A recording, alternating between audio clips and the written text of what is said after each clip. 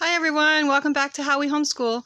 So today I want to talk to you about high school language arts and the transcript and just what's required. So what you want to start with generally is just go online for the state that you're in. And for our state, it's the Florida Department of Education. You print out the high school requirements for graduating. This is the 2016-17 school year. I printed this out for my son who's already graduated, but I've gone on there recently, nothing's changed, so it's all exactly the same. So what you want to do is you would just start out with, here we go, you need 4 credits for language arts. It doesn't matter what grade your child starts this in. If they want to start doing their high school work in 6th, 7th, 8th, 9th, 10th, 11th, 12th, it doesn't matter. It doesn't matter their grade. You don't have to wait till high school to do high school work. You need 4 credits of ELA 1, 2, 3, and 4. And what does that mean exactly? Well, what makes up a credit? So I go online and look up what makes up a credit.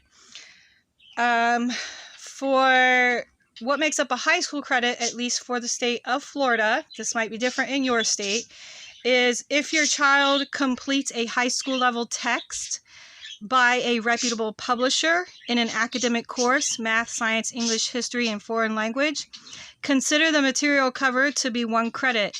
A 1 credit course typically required 1 school year to complete, not always. It depends on the motivation of the individual child.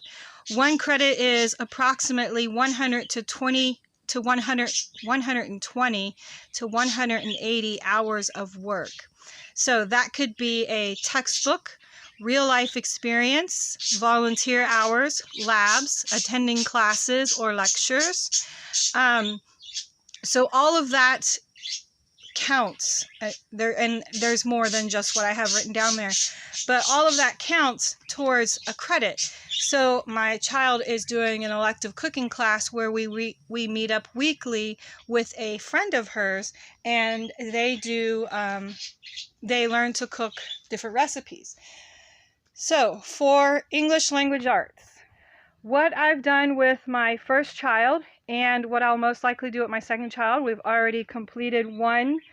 She has already completed 1 credit. For the first, if you want to start it in 9th grade, 10th grade, 11th grade, whenever it is that you would start, for the English credit 1, we complete the first 4 books of the Life of Fred's language arts series. It's Australia, Begin Teaching, Classes, and then Dreams. This is a very good grammar, not so much writing, mostly grammar. It does progressively get harder with each book, and the first book starts out fairly easy, in my opinion. But it does progressively get more difficult with each book. So it is a very, very good grammar curriculum, only not so much writing. So therefore we switch over to a little more writing after we're finished with Life of Fred. So I know this says Essentials in Writing grade 10. We don't stick with the grades. Sometimes there's nothing you can do about that. That's how publishers publish their books, with individual grades, so that you continue to buy a new grade each year when it's definitely not necessary. The 10th grade and the 11th grade are almost identical. So I went with the 10th grade because I like that one better. What we will do is probably she will, after the Life of Fred language arts, and this is what my son did, we go to Queen Homeschool and we do language lessons for a high school student. Now here you have grammar review. So there's more grammar, but there's also more writing. So there'll be a lot of writing in this one and a lot of copy work. Basically Charlotte Mason principles. So it's Charlotte Mason language arts for high school. I do love Sandy Queen Queen Homeschool supplies. They are very gentle learning. So then after we do this, I want to do more writing. So we would then do Essentials in Writing, and this is what my son did. And my daughter is going to do the same thing. So we'll do Essentials in Writing as ELA credit 3. So Life of Fred was credit 1. Language lessons, Queen Homeschool was credit 2, and then Essentials in Writing would be credit 3. The only thing different that I might try is for the 12th grade, for the 4th credit of English, for my son, we just did a general review of grammar. So we did the 180 daily teaching lessons, grade 12, and he just worked a lesson through this book each day. I'm not sure if I'll do this with her. It just depends on your child.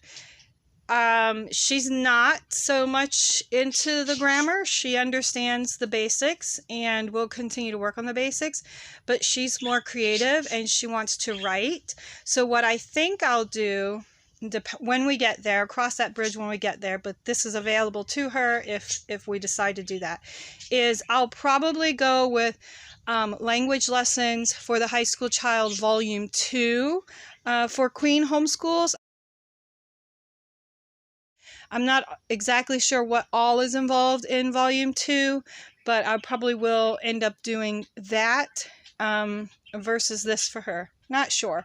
But that is what your high school language arts looks like. So it's very easy. Don't overcomplicate it. That's a look at what we will do in our high school for language arts, and it's really that simple.